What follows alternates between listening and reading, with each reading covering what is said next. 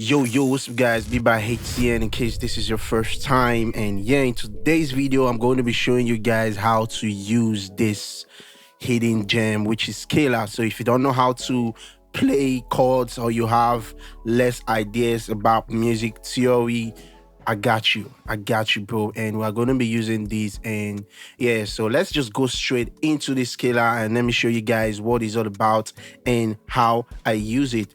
So first of all, when you open scalar, this is what you're going to be presented with.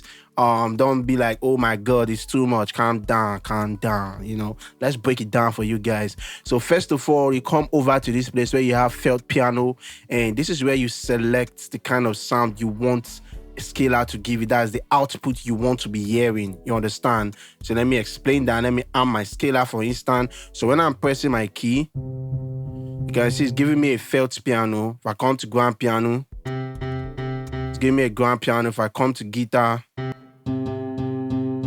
so this is just basically what and how you want scalar to sound. Okay, I'm still going to show you guys how to make your own plugin sound instead of scalar. Okay, so let's just go step by step.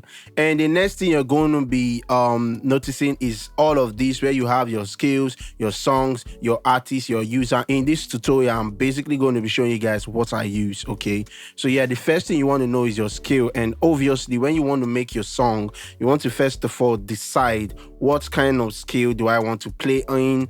And so you can just come, instead of scrolling all down all through here, you can just come to your notes, select a scale D, then you can just come down and select whatever scale you want. And in my case, I can just pick D minor scale, and you see it's used to make serious, sad, emotional, and sentimental. So it depends on the kind of feeling you want to go for. So you can always click on all notes and you decide the kind of emotions that you are going for. So let us leave it at D for now. And the next thing you're going to see is the songs. So these are just basically like genre of music. So if you want to create your chord progressions in funk, in the 80s style, alternative, ambient, anime, blues, boss, whatever style you want to, you can do that. So you can just come to deep house, for instance, if you are into like amapiano and all those things. Deep house, EDM is what I'm going to like advise. Then for Afrobeat, you can use the pop, the ballads, just be creative with this. So yeah, so in this one we can just go and pick in, let's say deep house 3, and you see like it automatically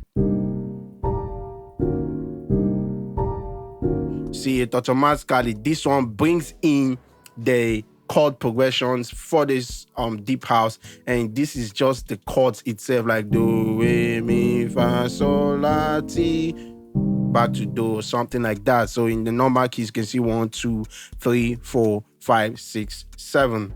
Okay, the next thing you're going to see here is artists, and this is just basically different artists and music producers that just give their own chords. So you can go in here and maybe you see your favorite producers. If you make trap especially, I pray and hope that someday our Afrobeat producers can also start giving us some nice chords. So yeah, you just pick whatever style you want. You see, when I pick it, it changes, to the possible chord progression that this artist or producer said. And you see Curtis King, shout out to Curtis King. It gives you his own as well. So yeah, moving on, the next thing you're going to discover. So let us go into scales, and you have to double click. And when you double click, it's going to bring you all of these. So this time around, I'm using my own scale that I feel like I want to use, which is the D minor scale. And you can see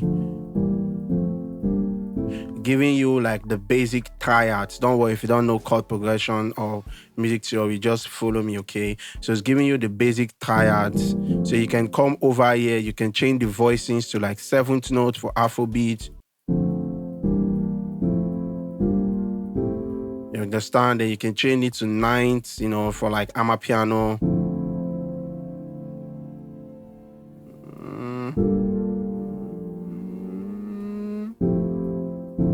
So you can do that for amapiano as well, 11th, 13th, and this is just basically how you want to play your chords. And when it comes into voicing, it's just basically rearranging it, like how you want to position your fingers on the keyboard. So when you come into voicing 2, let me click on D. Look at this piano and you understand what's happening. You see how it's separated the keys, right?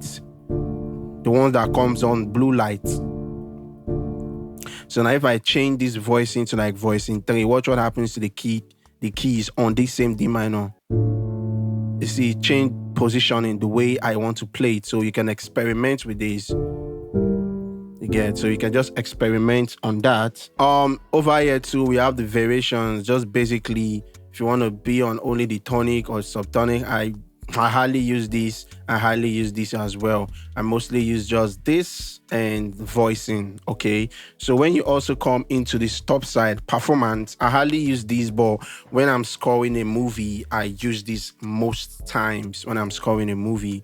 So when I click on the performance mode, for most of us that use Ableton, that we don't have strumming on our piano roll, if you're still in 11 like us, you can just use the strumming and this will automatically strum your chords for you.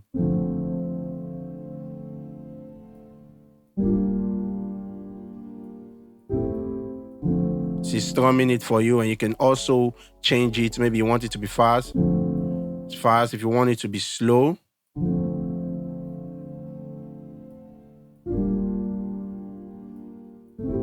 See, slow, medium, you can decide. And also if you want, if you come here and you put it on arpeggio, and arpeggio is just basically playing the chords like do, re, mi. When you play do, mi, so, you understand? Like it's just basically running through the chords, and when I hold it, you understand?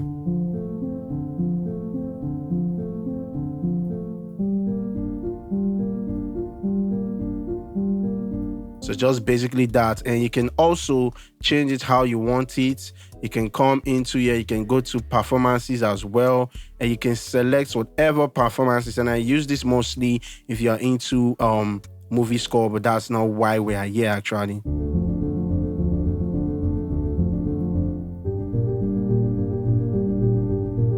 So you see, this is amazing. Like, you don't even need to know how to really play keys. You just have to like watch this video a couple of times if you can, and practice, and you get better. So this is just performances, rhythms. If we need bass, we need some melodies as well.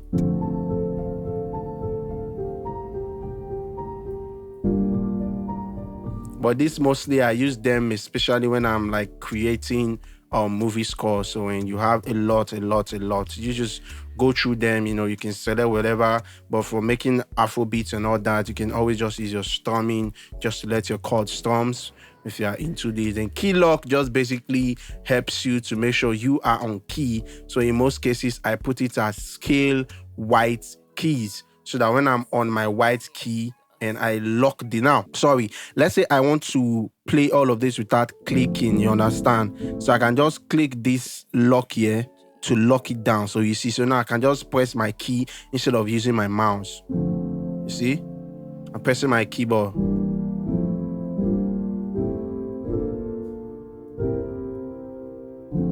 So you see, same applies to the song. Even when you select song, for instance, EDM, and you lock this, we are on this right now. So when we play,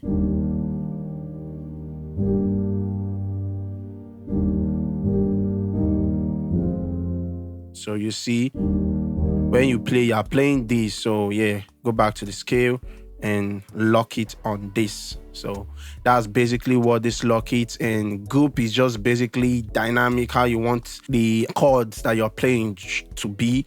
I don't actually use this that much, but I just leave it on dynamic. I'm locked in, so I don't necessarily need to click. I can just press my keyboard.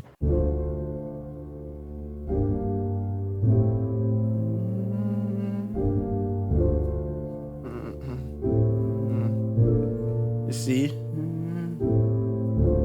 So you see, just basically going to help you to create those nice chords. And then humanize, of course, we can always make it to be humanized. It's either you want the velocity to be humanized and the timing. And shout out to a video I watched, which I've been using both. So let's leave it on both. It's going to help you humanize the velocity of how hard you hit the keys, and also the timing of it. So it makes it sound natural.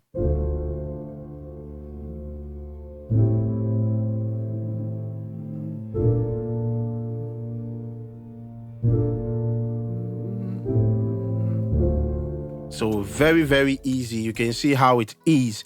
And there's another one we have here, which is called MIDI capture, save, and drag. I'm going to show you guys how to do that, and I'll show you the easy way I use it as well. Then I'll show you how to make beats with it as well. So sorry if this video is a little bit long. So what we want to do is to click on MIDI capture, right? So when we click on MIDI capture, then we can just basically record, put our metronome on, record, just to be on time.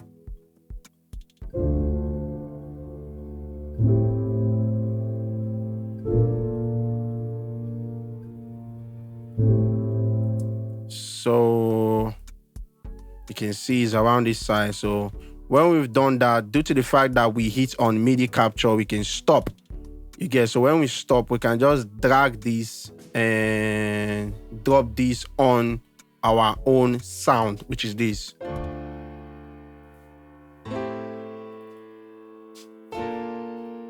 So this is just basically what we played here, and when you click it, you can see the whole chord. You can see how everything is randomized, both the way you play it and you know, really nice actually.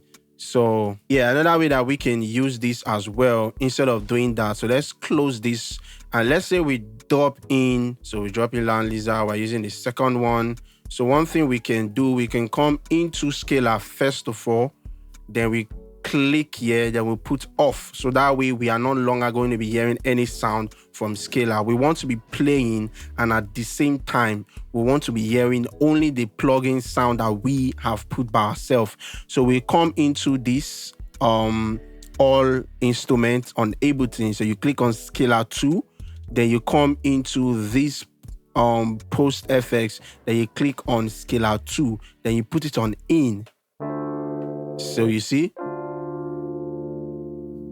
yeah, so for some reason I wasn't really feeling the lounge leader, so let's just use this for now. So you can see as I'm pressing this, this is not pressing, this is the only stuff that is working. So watch what happens. What we have to do now is to also click on control and arm our plugin as well. So let's try to record something in, and in order to do that, let's just bring in a random drum loop. Let's say we already have our drums and we just want to play a nice chord progression.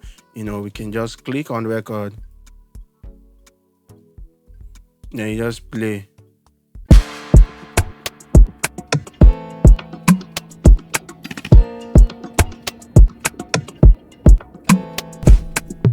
So you can see, we can go on auto now. So you see what happens when we click in, it automatically gives you the chords without you having to do the dragging stuff. So you see, this one is quite easier and you can just bring it down. Again, if you are confused how I did this, it's easy. Drop in your plugins, come into this place, click here, make it scalar, click this first one first. When you bring in your plugin, it's going to be like this. So you want to click on this place, make it scalar, click on the post FX, make it scalar, and yeah, oh, that's good to go. You put it on in, and you see, but now put it on off, and I made sure that my scalar sound is off, and that way we just have this.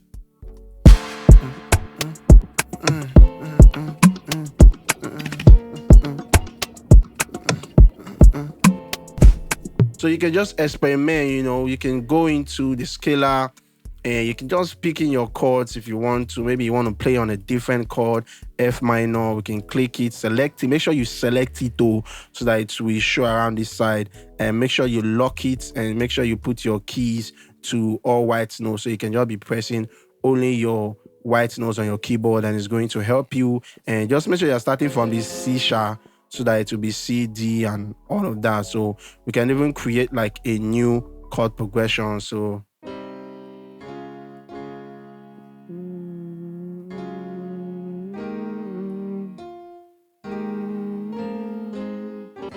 we can try that, you know, and we just click, make sure you arm the 2, click on record. I'm just basically playing, pressing my keyboard and looking for something. You know, you just have to be creative basically. So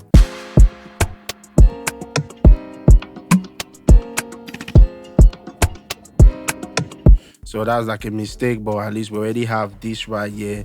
And when you come into this place and you see it automatically helps you to like put in the chords right. So no need to drag and drop, you know. This is like the fastest way to do it, and you have your chord progression. You want to make sure when you are done, you put it on off, and you have this.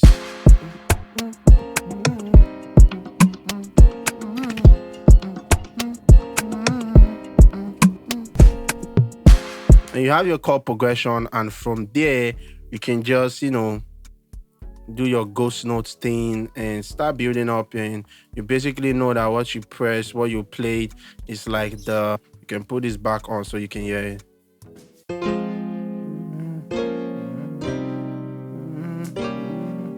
So just 1 4 5 2, you know, and you can just start building up from there. So let's say we want to make a bass, for instance, for this.